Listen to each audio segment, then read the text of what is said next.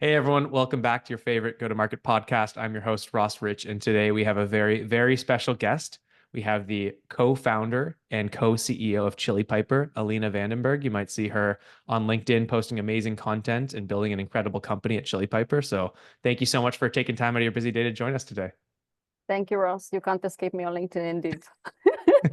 Well, you're doing your job if that is the case, right? Building that top of funnel pipeline, which we'll be talking a bit about today. But yeah, really excited to have you on the 10 out of 10 GTM episode and talking about something that honestly, it seems like you're very passionate about and I'm a bit newer to. So I'm excited to personally learn and hopefully other folks out there that are excited to learn a bit more about AI agents as it relates to go to market and driving revenue and how to build a more productive revenue organization that still kind of meets our customers' needs. So excited to dig into all that. But before, I'm personally curious to hear how you got into ChiliPiper, how you thought of the idea, how you got started on it, and also about the name personally. So where do you want to start with that?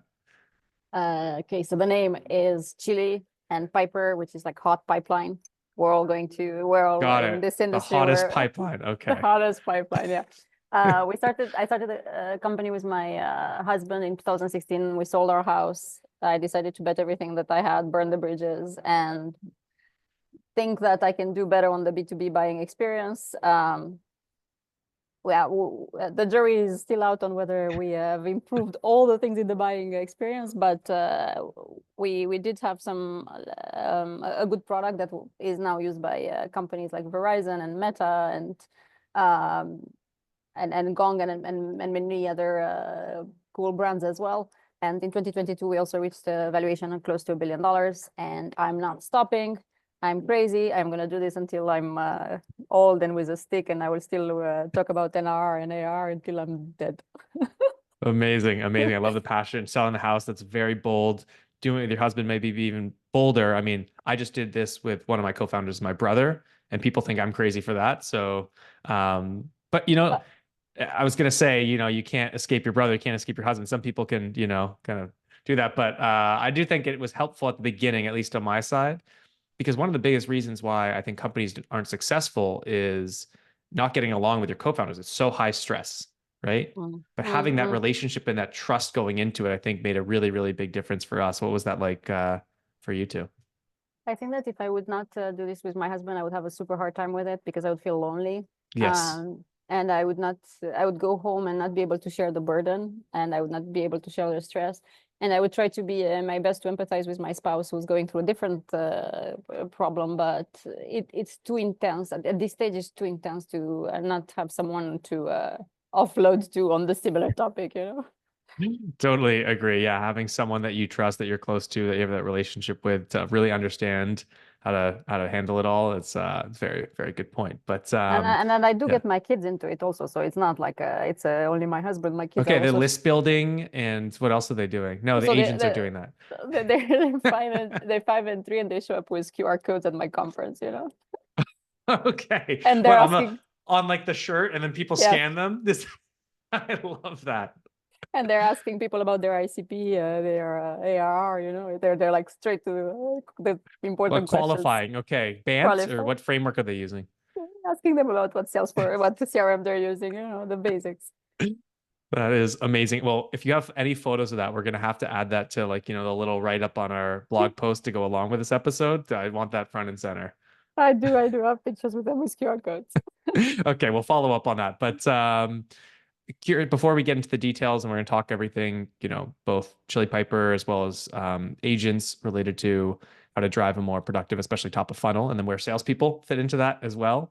Um, Curious to hear what you were doing before that inspired you to, burn the bridges, burn the boats, sell your house to start ChiliPiper. What gave you that conviction that you were onto something and that you could improve the world of B2B sales?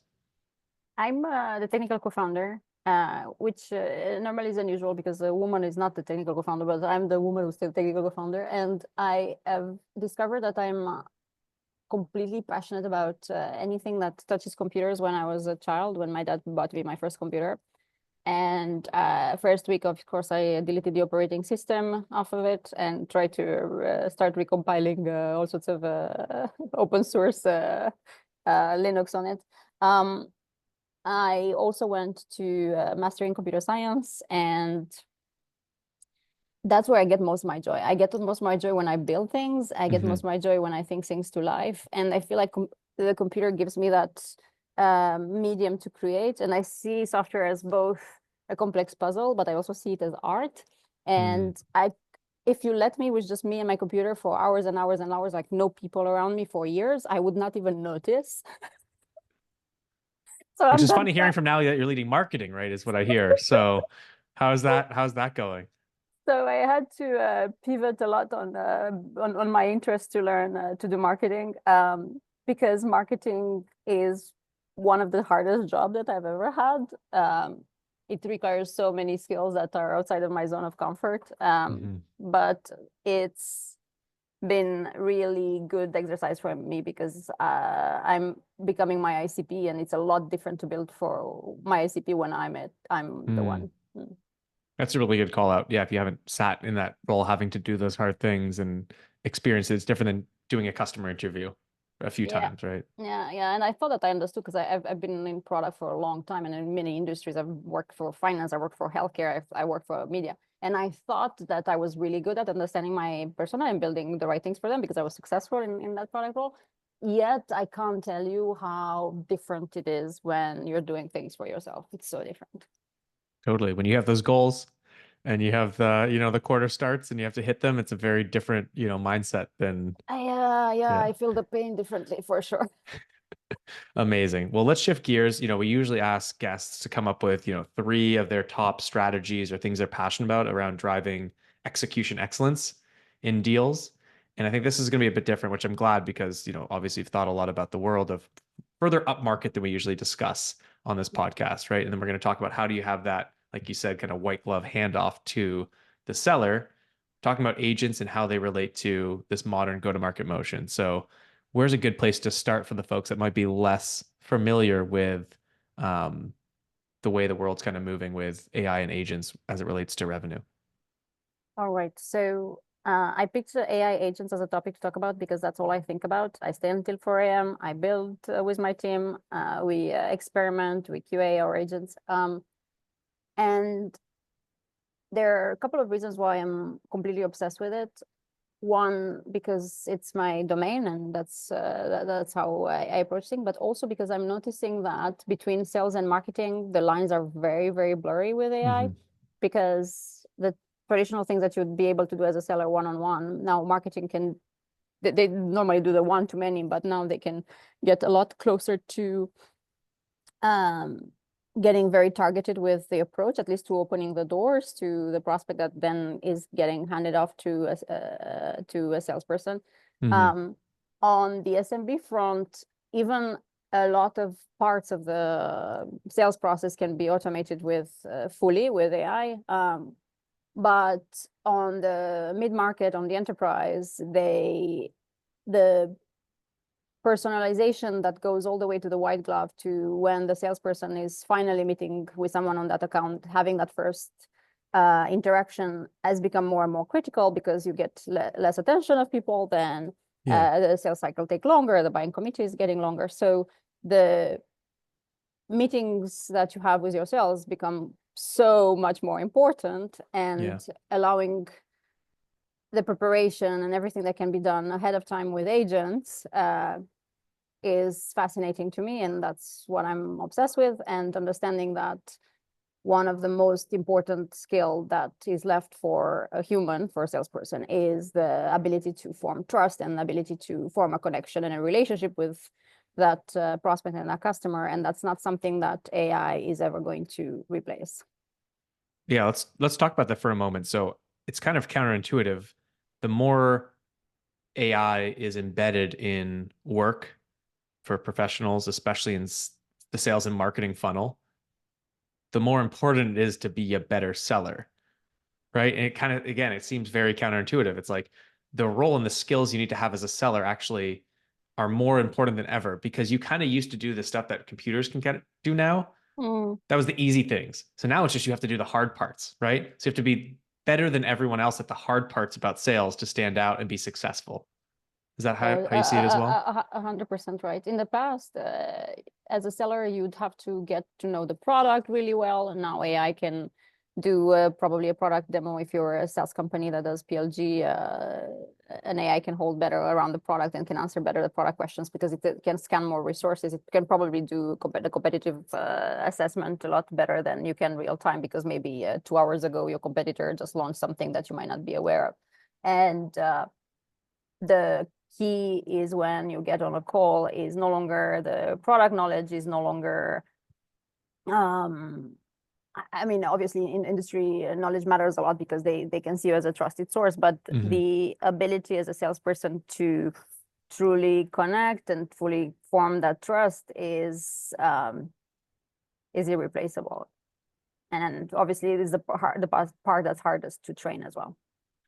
Yeah, I think it's a mix of the trust in the human dimension side, but also I think a lot of it is the prescriptive nature of sales and project management. I think the best sellers are the best, not At just because they pushing, gain the yeah. trust, is because they're trusted to manage the process on behalf of the customer. They're trusted to get them to successful outcome and look good in front of their peers and not be fired and actually get credit for this job of what they're Mm, working on with the customer. mm, And they know mm. the path. So I agree, the research, the knowledge, all of that stuff is so confusing out there for sellers anyway. You're not going to trust a rep on that stuff. You can do your research yourself or work with an Mhm. AI. I think it's where they stand out is the trust, but then guiding them through that journey, especially upper mid-market enterprise. There's so much risk involved in new vendors and partners now, right? Precisely, precisely. And having them know that you're on their side is critical, and you're not bullshitting. You're not there to just make a buck. You're there to help. Yeah. Totally, which is kind of, I don't know if we'll get this today. It's changing the world of, I think, CS as well these days. Is like you're not just Mm, seen as signing something, you're seen as like getting them to value. And I think the bar for how people see their vendors is going up a lot. precisely, precisely. Well, let's get into some of the details. Where do you think agents do a better job than humans in the B2B? It sounds like more top of funnel in the pipeline. Like, what are the specific things that you're finding that you're able to replace human beings for technology? So one of the areas that is gaining most significant momentum, especially for companies mid-market and enterprise, is the ability to get to their account lists a lot faster, to identify which customers are more likely to be interested in talking to sales based on all sorts of signals, and that what's called account scoring with agents is very top of mind for many Mhm. people. Especially identifying not customers that necessarily close fast, that could like get to a closed one contract fast, but Mhm. identifying the accounts that have high LTV. Because as a business, you don't want a leaky bucket. You want to just acquire the kind of customers that stick. Yeah. So best And fit customer list building at the, is it at the account level or is that also at the persona, like specific person level as well? so it goes on both dimensions. The ability to so first step is being able to have all the data in one place. I think that's critical to kind of do that kind of analysis, because you want to have product data, you want to have customer data, you want to have prospect data, and you want to have the top of the funnel and the customer data all in one place to start understanding the inherences between which accounts you're putting Yeah. in and which ones are sticking. How do you Um, do that? so the way we do it is we have more than 300 characteristics of an account that we analyze, and we keep, it's not a static score because things are moving and things are changing. We might be losing accounts for a particular competitor, and then we have to just fix our Oh, so this is not just public information. You're also ingesting your own customer ChiliPiper CRM customer usage data on top of product whatever data. Yeah. else is out there through data providers and then you're Yes. putting that together into, So we look at the characteristics of the customers that stick with us, the ones that yeah. don't churn, and we look at all sorts of pieces to the puzzle, the integrations that they might have, and we have 100 integrations. We look at Wow. their sales team. Are they increasing the number of sales reps? Are they decreasing? We also look at traffic to their website. We also look at the campaign that they may be setting up, advertising campaign. We look at whether they're buying tools that are adjacent to ours. Are they buying tools for webinars? Are they buying tools for? So we are looking at all these signals, and it's 300 signals that we're looking at, and scoring our accounts on tiers. So we have 6 tiers for the way we look at our accounts, and those tiers keep adapting based on our based on the profiles of our customers that stay with us and have a high contract value and expand. Well, that's very scientific relative to how I've seen some other teams prioritize. How do you store that and sort through it? So in our case, we store our data in Snowflake. Yeah, so you're using a data lake to manage all of the heuristics. Currently, we're using a company that's called GoodFit, and in GoodFit, we can set up agents that can check other attributes that we might not store ourselves. So for instance, it can go on somebody's website. It can check if they're selling to, if it's a B2B, because in our case, we don't sell to B2C. Yeah. It can also go to their website and check if they have a form, because we sell better to those that do have a form, and they're thinking about how to improving that process, and so forth. So we're deploying agents to triple check on the account data that we have. And that's what gives us priority on the accounts that are more likely to get interested in our product. And then based on their size, the campaigns that we have to target them differ a lot, because if it's a large account, they're more likely to get an email from me and the meeting with me. Yes. Whereas it's for the other accounts, we might organize a group dinner where or a different kind of event or a different kind of approach to how we open the door for sales. Awesome. So the first part, right, is ICP. We're looking at what accounts based on historical data, all that stuff. Amazing. The next step we're talking about right now is, okay, how do we engage with them? It's not just the company level, is who and how. So I'm curious to hear how AI can continue to not just identify the folks, but be high leverage, or is that when humans come in? Like now we're past the first data layer. What's the mix between sellers and technology? Oh wow, this is really exciting. Thank you, Zoom, for that. For those that are listening to the podcast, just audio, Ross just turned on his fireworks on Zoom. Very exciting question, apparently. Very exciting. So the question is how to identify people to reach out at an account once you have the account list prioritized. Yes, and the mix between now people and technology there.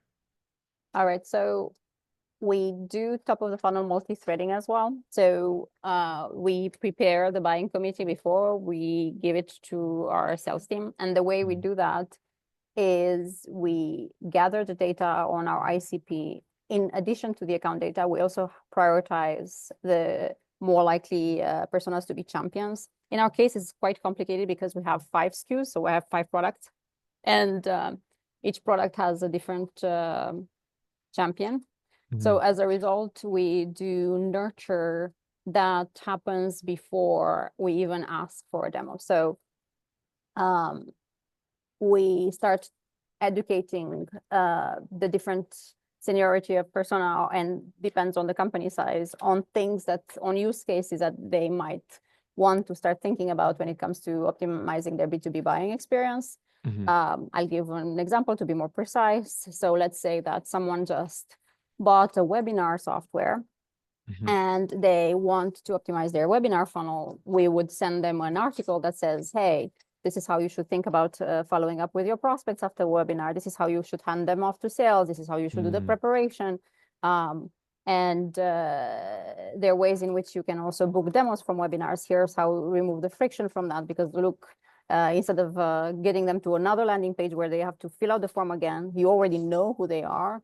Get them in touch with sales immediately from that email, and then remove friction there. Just like that's one example. But we have hundreds of signals that we can use for nurture, and different ICPs for 5 different products by company size. So it gets very complex. And is that automated? Are you able to automate that, or are you having humans? A lot of it. A lot of it is automated. A lot of it is automating, and we're automating more and more, because there's no point in using humans in that process, because you know when they buy webinar software, and you know which is the person that bought it, and you know some of the problems that they're going to encounter, and just creating a delay between the nurture, but it's easy to automate. Got it. Got it. So there's not people yet. So we found the right accounts. We're looking at these signals. We're reaching out to different, we're multi-threading even before we're asking for a demo. So people know about us, because obviously the classic marketing saying you need to see us, whatever, 7 times or whatever the number is. I'm sure it's changing all the time. 100 touches, 100 No, touches. 100 times before you'll take a call, whatever it is. What's next when, say, they respond? They say, this seems interesting. So Is the human coming in then, or? You have the hand raiser, so people who want to Yes. finally Yeah, this looks interesting. Yeah. talk to you. Well, you don't want to send hand raisers to sales if those hand raisers are going to waste your sales team's time. So sometimes there are errors into the process. So even if you might have a list of accounts to target, you might have hand raisers that are coming outside of those scoring. And it might mean that they're a company that you might not close, but it might mean that you have errors in the data, and maybe their account that you can close. So when that moment of high intent comes, that's like the most critical moment in time. You have their interest peaked. And it's similar to in B2C when, for instance, TikTok is super well optimized for the B2C buying experience. Like when you see the product, you click on a button, boom, it's like it arrives at your doorstep, right? You don't even, it feels like they know what you want to buy before it arrives at your home. And it's similar in the B2B space where you have that intention. That's the most critical moment. So in that case, real time, you have to check if they're the right person and they're good to talk to sales. And if they are, then you meet them with their preferred choice of communication. Some of them might feel more comfortable to book a meeting in advance. Some might be more comfortable to talk on the spot on the phone. Some might be more comfortable to just chat or some email. And understanding how to give them that option is also important, because not everybody operates the same. And putting them in front of the rep that is more likely to close them as well. And the assignment of account to the right sales person is super critical, because if you have 2 leads that are coming from the same account and you assign them to two different sales reps, or you have a customer that gets assigned to a sales rep, there are a million rules that can break in the system.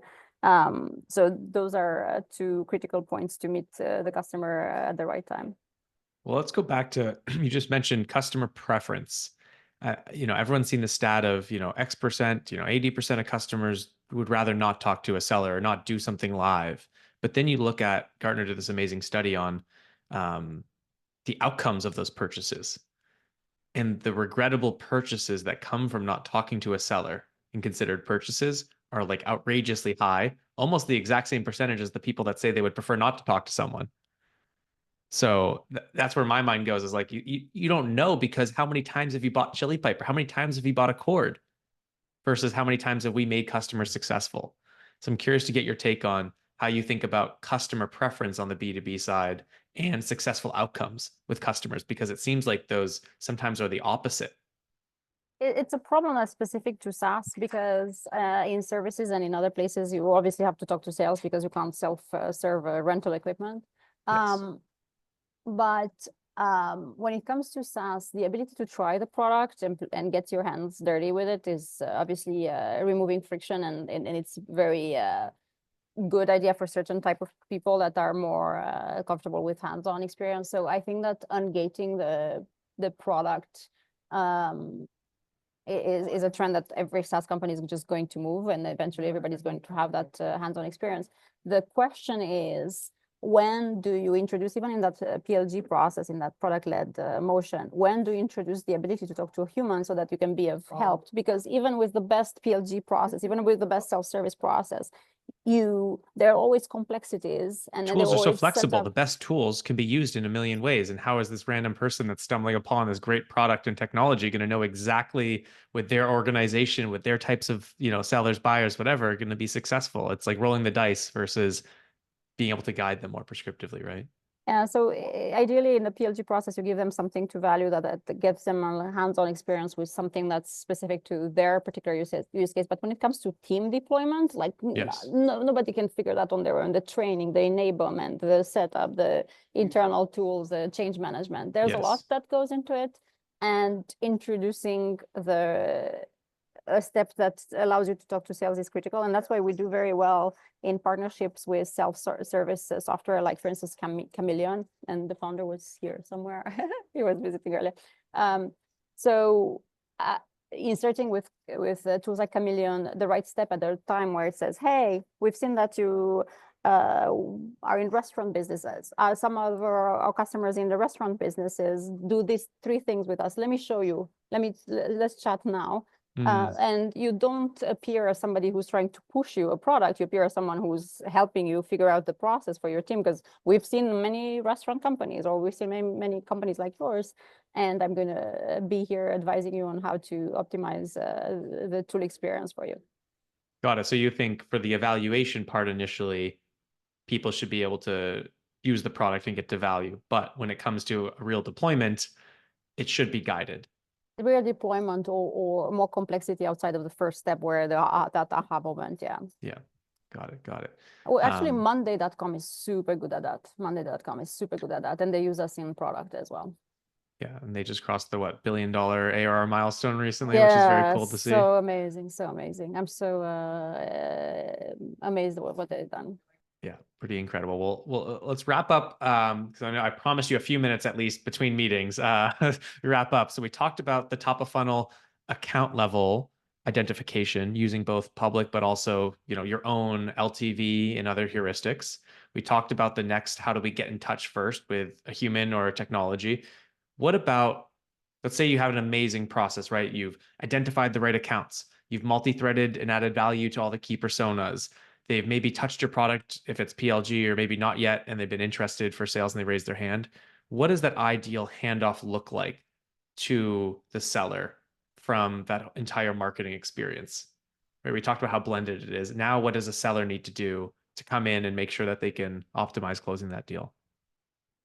It helps a lot if a seller understands what the buyer journey was prior to them having that conversation, understanding which kind of materials that prospect might have consumed, whether they've already tried the product or not, whether they follow you on social or not, whether they've been to an event already, whether they've been in touch to your CEO, or that information is very valuable as you're going on a call and forming that first impression. So meeting prep is critical in that conversation. It might also help to know that they've been a former customer, for instance.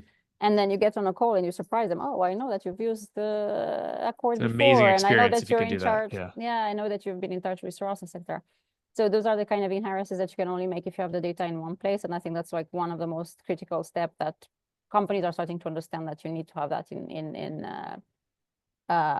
a central data point. And even further than that, the ability to potentially arm the salesperson understanding the competitive landscape for that particular person that you're speaking with, because they have unique challenges to their sector. And speaking the right language around their the way they even, like in your case, the way they call a sales rep. It might be they may use different terminology. And understanding that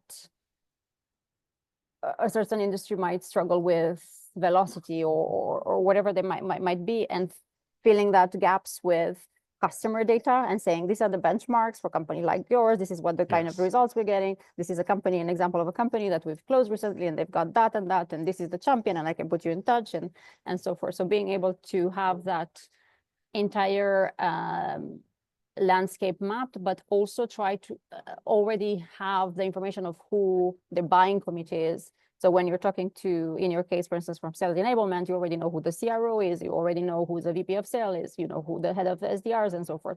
So you can start asking questions. Where will Joe want to be involved in this? Will Sam be part of the process as well? Who's going to be the blocker in this deal? Who's going to be afraid that you're going to move from another software? What will be there, et cetera, et cetera. So all these things, if you already have access to that data, is going to be you're going to have a much better call for sure.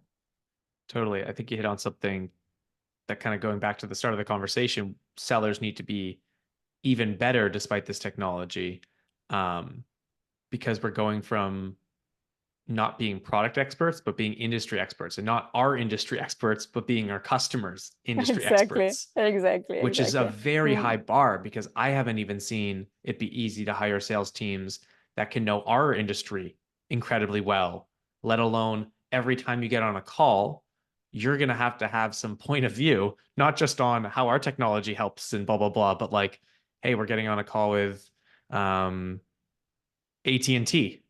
What's happening in the industry for that certain vertical and how do we talk about that? Like that's very important to closing deals. But now how do we arm teams with the information and the approach to do that? I think that's the big next challenge, right? That's exactly why I'm saying that it's so important to have the product data, because then you can say, well, ITT comes on the call and you see the use case of Verizon, and the use case at Verizon is summarized, and you see which champion at Verizon is using it in which context. Obviously, you don't want to give competitive data point on Yeah, it, but have a point of and view the on the way, industry. Yeah, what's going yeah, on? We're moving to this thing, and this part of the business, is getting smaller, but this part's growing, and it's only way that AI is going to be able to prepare you for that. You're not going to spend what 10 hours before every first call with every big customer. yeah, and Yeah, and AI can be very good at knowing how to frame these things without revealing too much, but also being able to have benchmarks that you might not have had before, or access to FCC filings and other things like that. Yeah. totally. Awesome. Awesome. Well, I learned a ton. This is an interesting way to think about it. I think about the top of funnel much less. So it's great to hear your perspective and appreciate you taking time out of the busy day to share your thoughts on where everything's heading. I can't wait to build all these agentic workflows in my app. So anytime I'm having discussions on them, I get new ideas. So this was very helpful to me as well, Ross. Awesome. Well, if you're passionate out there and you're a listener, definitely feel free to reach out to Alina. As she mentioned, you can't miss her on LinkedIn, so feel free to shoot her a note and can nerd out on all of this stuff. Yeah, and I post about agents a lot, all our experiments. Amazing. Well, thanks again. Thank you, Ross.